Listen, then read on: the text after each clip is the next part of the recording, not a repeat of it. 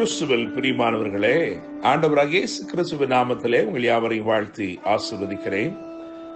இந்த நாளுக்கென்று தேவன் நமக்கு அருளியிருக்கிற ஜீவ வார்த்தை யோபின் புஸ்தகம் 8ஆம் அதிகாரம் 7ஆம் வசனம். உம்முடைய துவக்கம் அற்பமாயிருந்தாலும் உம்முடைய முடிவு சம்பூர்ணமாயிருக்கும். என கேட்கும் தேவனுடைய பிள்ளைகளே, இதற்கு ஒப்பனையாயிருக்கிற அல்லது இதை போலவே உரைக்கப்பட்டிருக்கிற இன்னும் ஒரு வசனம் உண்டு. சகரியாவின் புஸ்தகம் 4ஆம் அதிகாரம் 10வது வசனம். அற்பமான ஆரம்பத்தின் நாளை யார் அசட்டை பண்ணலாம் என கேட்கிற தேவனுடைய பிள்ளைகளே, தேவன் அருளியிருக்கிற இந்த வார்த்தைகளை வைத்து நான் நிச்சயமாய் உங்களுக்கு சொல்ல முடியும், இந்த நாள் உங்கள் வாழ்க்கையிலே தேவன் சில அற்பமான ஆரம்பங்களை அருளி ஆச்சரியமான ஒரு சம்பூரணத்திற்குள்ளே உங்களை நடத்த போகிறார். துவக்கம் அற்பமானது போல் தெரிய போகிறது, தோன்ற போகிறது. ஆனால் சம்பூரணமான ஒரு ஆச்சரியம் உங்களுக்காய் காத்திருக்கிறது. என கேட்கிற தேவனுடைய பிள்ளைகளே, 3 சம்பவங்களை, அற்பமான துவக்கம், அந்த அற்பமான துவக்கங்களை கொண்ட 3 சம்பவங்களை உங்களுக்கு முன்பதாக நான் வைக்கும்படி விரும்புகிறேன். தேவன் அவைகளிலே தம்முடைய திட்டத்தை எவ்வளவு ஆச்சரியமாய், எவ்வளவு அழகாய் வெளிப்படுத்தினார் என்பதை மாத்திரம் நாம் தியானிக்க போகிறோம். என கேட்கிற தேவனுடைய பிள்ளைகளே, 1 சாமுவேல் புஸ்தகம் 9ஆம் அதிகாரம் 3ஆம் வசனத்தை பார்க்கும் பொழுது அங்கே கழுதையை தேடி புறப்பட்டவனைத்தான் நாம் பார்க்கிறோம்.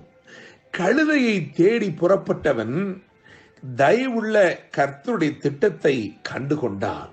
என கேட்கிற தேவனுடைய பிள்ளைகளே, பையில் இருக்கிற எல்லாம் செலவழிந்து போயிற்று என்ற சூழ்நிலை வந்த போதும் தேவனுடைய மனுஷன் ஒருவர் இங்கு இருக்கிறார், அவர் சொல்வதெல்லாம் தப்பாமல் நடக்கும் என்று சொன்ன போதும் அவர்கள் தேவ பிரசன்னத்தை தேடி சென்றது என்னமோ கழுதைகளுக்காகத்தான்.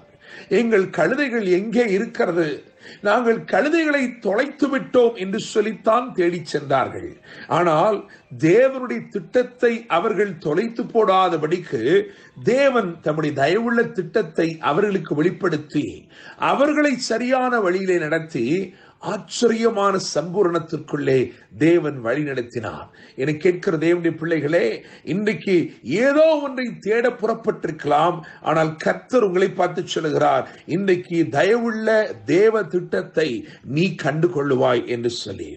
இரண்டாவதாக ரூத் புஸ்தகம் 2ஆம் அதிகாரம் அதில் 2-3 வசனங்களை கவனித்து பார்க்கும் பொழுது, கதிர் பொறுக்கி வருகிறேன் என்றுதான் புறப்பட்டாள். காலையிலே எழுந்து அவளுடைய மாமியை பார்த்து சொல்லுகிறாள், நான் எனக்கு யாருடைய கண்களிலே தயவு கிடைக்குமோ அவர்கள் பிறகே போய் கதிர் பொறுக்கி வருகிறேன் என்றுதான் புறப்பட்டாள். ஆனால் கர்த்தருடைய தயவுள்ள திட்டத்திலே அவள் கால் மிதித்தாள். தேவனுடைய பிள்ளைகளே, நான் நம்புகிறேன், விசுவாசிக்கிறேன், இந்த நாளை தேவன் விசேஷப்படுத்தி இருக்கிற வாழ்க்கையிலே அற்பமான முயற்சிகள், அற்பமான ஆரம்பங்கள், அவைகள் ஆச்சரியமான சம்பூரணத்திற்கு நேராக உங்களை நடத்துகிறது. ரூத் ஒரு நாளும் நினைத்து பார்க்கவில்லை, நான் கால் மிதிக்கும் இது ஒரு பெரிய தேவ திட்டமாய் இருக்க போகிறது என்று அவளுக்கு தெரிந்திருக்கவில்லை. ஆனால் தேவன் அவளை அப்படித்தான் ஆச்சரியமாய் நடத்தினார். மூன்றாவதாக நான் புதிய ஏற்பாட்டிலிருந்து ஒரு உதாரணத்தை எடுத்திருக்கிறேன். லூக்கா 5ஆம் அதிகாரம் 5ஆம் வசனத்தை பார்க்கும் பொழுது, கடலுக்கு போய் மீன் பிடிக்கலாம் என்று சொல்லி அந்த இரவெல்லாம் முயன்று வலை போட்டும் ஒன்றும் அகப்படவில்லை என்றவன் காலையிலே கதிரவனை போல் உதித்த கர்த்தர் சொன்ன வார்த்தையாலே வலை போட்டு கர்த்தருடைய பெரிய தயவுள்ள திட்டத்திலே அகப்பட்டவனாய் கரை சேர்ந்தான். என கேட்கிற தேவனுடைய பிள்ளைகளே, அவன் வீட்டிலிருந்து புறப்பட்டு சென்ற பொழுது சில சிறு மீன்களோடு தான் திரும்பி வர வேண்டும் என்ற எண்ணம் அவனுக்குள் இருந்தது. ஆனால் தேவன் அவனுடைய வலையிலே ஒரு பெரிய மீனை அகப்பட பண்ணி, இயேசு என்னும் பெரிய மீனை அகப்பட பண்ணி அவன் வாழ்க்கையை அன்று முதல் அலங்கரிக்கவும் ஆசீர்வதிக்கவும் தொடங்கினார்.